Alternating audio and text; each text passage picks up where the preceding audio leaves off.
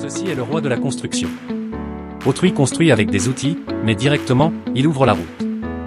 Non seulement il les utilise pour faire le nécessaire, avec des axes et des marteaux, mais ensuite, il travaille le bois et les briques pour créer une petite maison aérée. Il traverse les deux rives avec un pont en pierre et en bois. Sa capacité n'est pas aussi forte. Cet homme, c'est Wang Defa, 28 ans.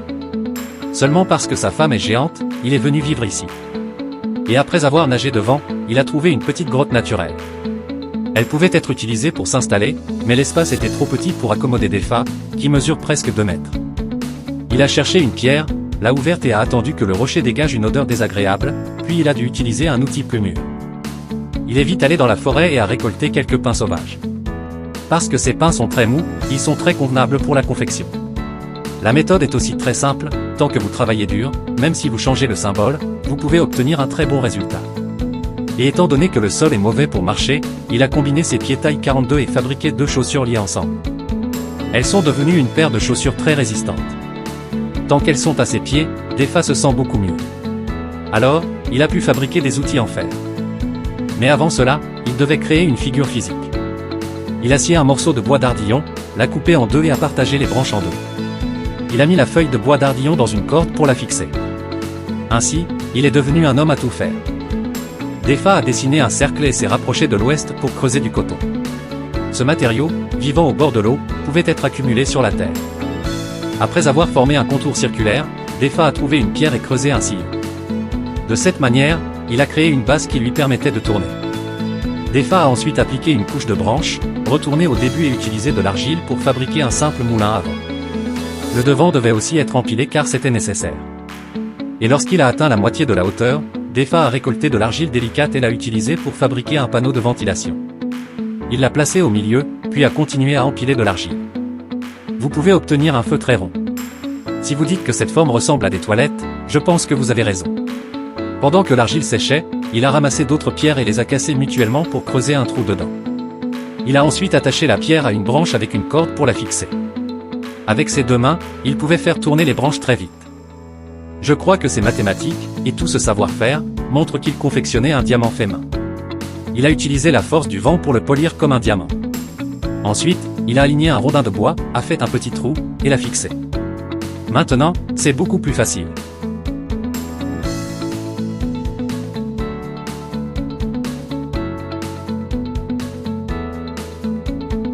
Comme un roi sauvage, il est expert en allumage de feu. Il a rassemblé des feuilles sèches, les a mises ensemble avec un bâton de feu, et a utilisé des briques pour diriger la fumée. Le feu a rapidement pris, et il a soufflé doucement pour raviver les flammes. Une fois les feuilles enflammées, il a ajouté quelques branches et attendu qu'elles se transforment en charbon, qu'il a ensuite transféré dans un autre four. Il a ajouté du bois sec pour maintenir le feu, puis a remplacé son diamant fait main par un éventail. Le vent a alimenté le feu, et il a attendu que le processus soit terminé. Ensuite, il a dû chercher des matériaux et avait besoin d'un contenant. Il a pris une noix de coco sèche, l'a préparée pour servir de récipient, puis a trouvé un tas d'étain contenant des bactéries de fer, qu'il pouvait utiliser pour poursuivre son travail. Il a cassé le charbon en une boule ronde et l'a placé dans le four pour qu'elle sèche naturellement. Pendant ce temps, il a ramassé de l'argile pour construire un autre foyer. Pour atteindre une température élevée, il devait produire suffisamment de charbon. Une fois le mur d'argile monté à une certaine hauteur, il a creusé 2 trous de ventilation et a rassemblé beaucoup de bois sec, qu'il a disposé au centre en une structure solide. Il a ensuite enveloppé le tout d'argile, ajouté du charbon sous le bois sec, et une fois allumé, le feu a immédiatement pris dans le petit trou. Après un jour de cuisson, il a vérifié la qualité du charbon, qui s'est révélé croustillant, signe de bonne qualité. Il a retiré les pièces et les a versées dans un autre four. Ensuite, il a ajouté une tête de lion au centre, utilisant une machine à vent pour intensifier la chaleur.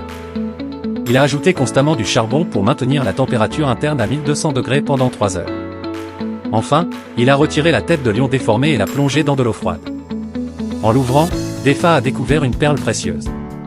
La semaine suivante, il avait enfin recueilli suffisamment de fer. Pour le travailler, il avait besoin d'un matériau résistant à la chaleur. Il a mélangé de l'argile et du charbon, les a agités uniformément, puis a façonné une coupe qu'il a placée dans le four, remplie de charbon, et chauffée à 1000 degrés pendant 2 heures. Cela a permis d'obtenir une pierre très solide. Maintenant prêt à forger le fer, il a chauffé la pierre jusqu'à ce qu'elle soit rouge, a versé le fer fondu, et a alimenté la machine pour atteindre une température de 1300 degrés. Pendant que le fer se formait en 3 heures, il a façonné son argile en une brique avec un sillon en forme de couteau. Lorsque le sillon a presque séché, il a versé le fer fondu dedans, créant ainsi un outil solide.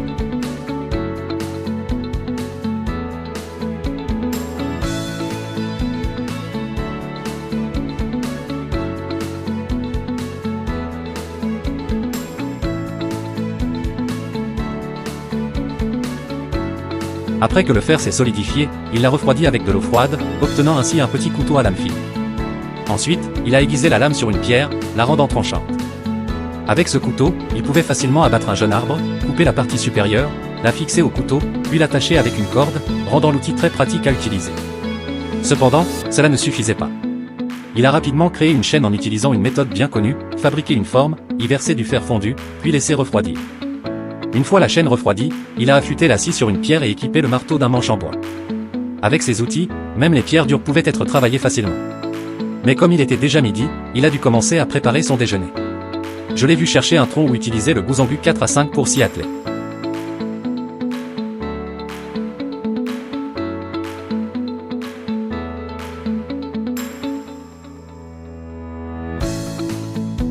Avec 2 cages à poissons bien scellées, Defa s'assurait que les poissons ne pouvaient pas s'échapper. Il a utilisé un couvercle pour garantir que le poisson reste à l'intérieur. Ensuite, il a mélangé du loach avec de la viande et de la terre pour créer un appât efficace. Il n'avait pas à craindre que la cage soit emportée par le courant, car il l'avait lestée de pierre. Après une heure d'attente, il a attrapé plusieurs poissons, signe d'une bonne prise grâce à ses nombreuses années d'expérience. Il a ensuite laissé sécher un morceau de poisson pendant une demi-heure avant de le manger morceau par morceau. Repu, il est retourné à sa grotte d'origine. Pour agrandir l'espace de vie, il devait travailler sur le rocher. Il a d'abord appliqué une couche d'argile pour servir d'isolant thermique, puis il a allumé un feu avec du bois sec. À mesure que les flammes brûlaient, le rocher a commencé à se tasser lentement.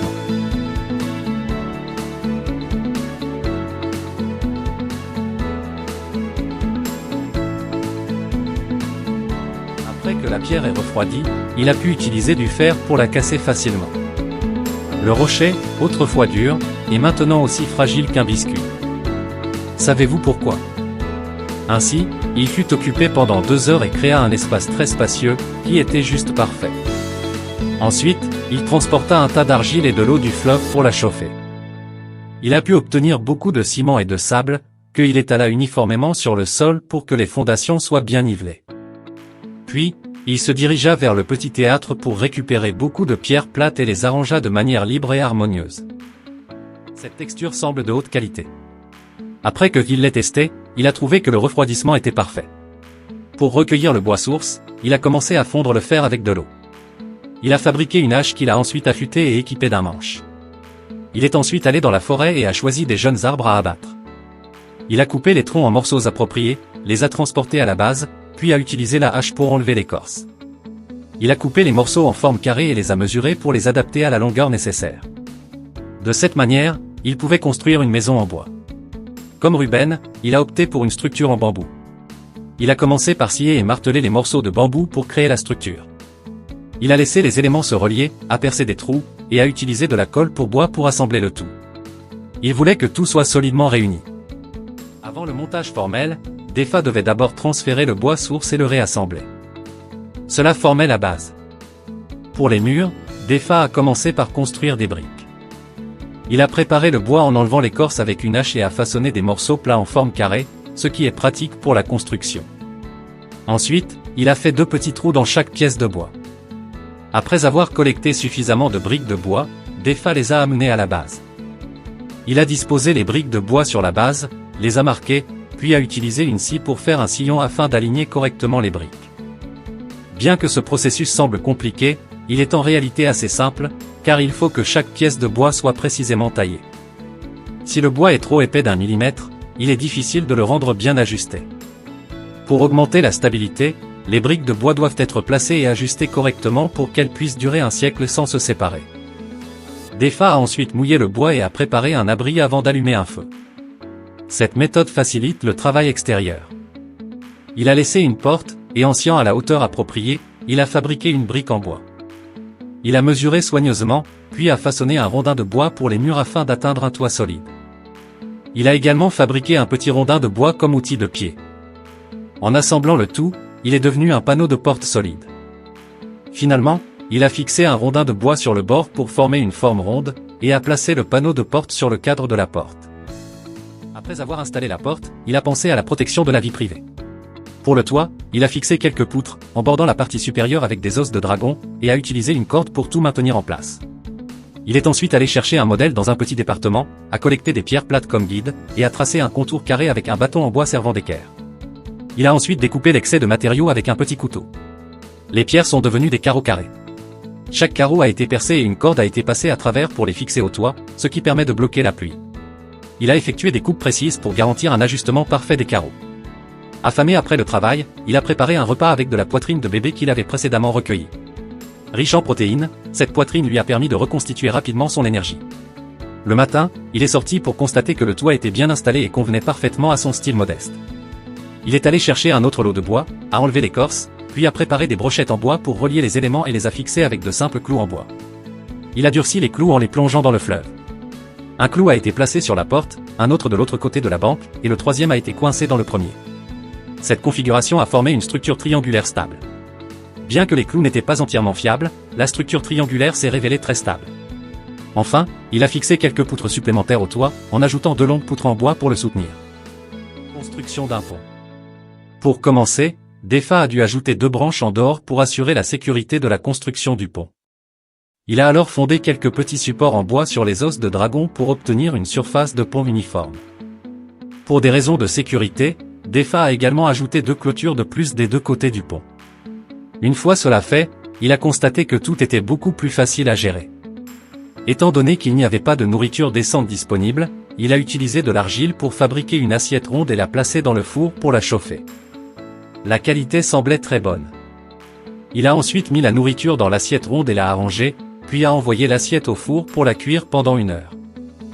Maintenant que l'abri est entièrement terminé, il peut enfin s'y installer et profiter de la sécurité et du confort qu'il a méticuleusement créé. Avec le pont solide qu'il a construit et le toit bien fixé, il a assuré que sa maison est protégée des intempéries et des intrusions.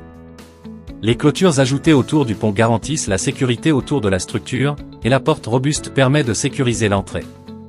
En ce qui concerne la sécurité et la protection de sa maison, il est satisfait du résultat. Il a pris en compte tous les aspects nécessaires pour assurer la durabilité et la sûreté de son abri. Le pont stable et les murs bien construits montrent qu'il a mis en œuvre des méthodes solides et réfléchies pour protéger son espace de vie.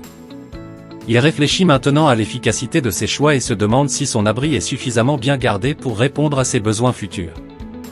Il évalue également les améliorations possibles pour optimiser encore plus la sécurité et le confort de sa maison. En fin de compte, il est fier du travail accompli et confiant que son abri, à la fois fonctionnel et sécurisé, sera un refuge sûr et accueillant pour les années à venir.